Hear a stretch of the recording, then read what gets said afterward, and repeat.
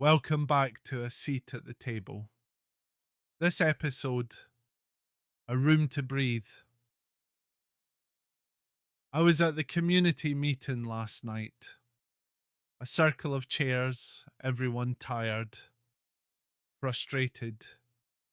And then Angela stood up. She's lived on that street her whole life. Her voice was shaken, but not from fear, from anger.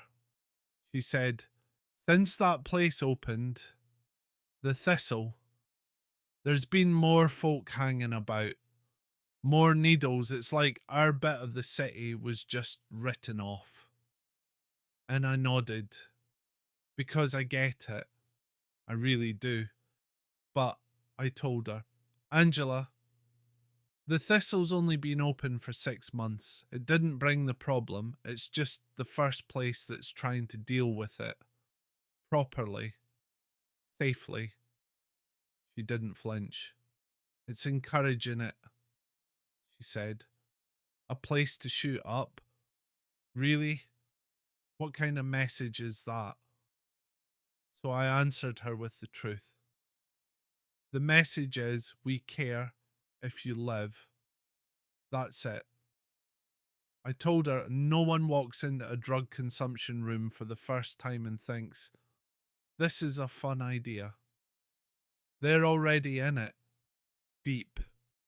They were using behind bins, in closes, in parks. Now, someone is there to stop them dying. She came back hard. We should be getting them off the stuff. Rehab, recovery, not making it easier to use. I told her, absolutely, but dead people don't recover. Harm reduction isn't the opposite of treatment. It's the first step toward it. At the Thistle, they're meeting nurses, counsellors, real people who care. It's a doorway, not a dead end. Angela crossed her arms. Still feels like we're just managing the problem, not solving it. And maybe that's true, but I said, sometimes managing the problem is what gets you to solving it.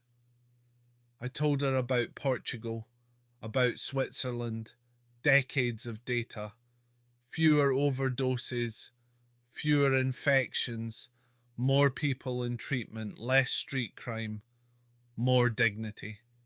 She looked away for a moment, then she said, it's still not right that we're the ones who have to deal with the mess, the needles, the parks.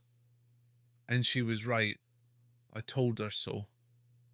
The council or the Scottish government, whoever's funding this, they must fund the clean-up too. Local patrols, sharp bins, real care for the community.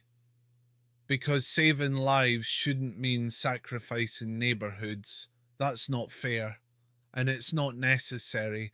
Then I said, if they don't do that, we hold them to it.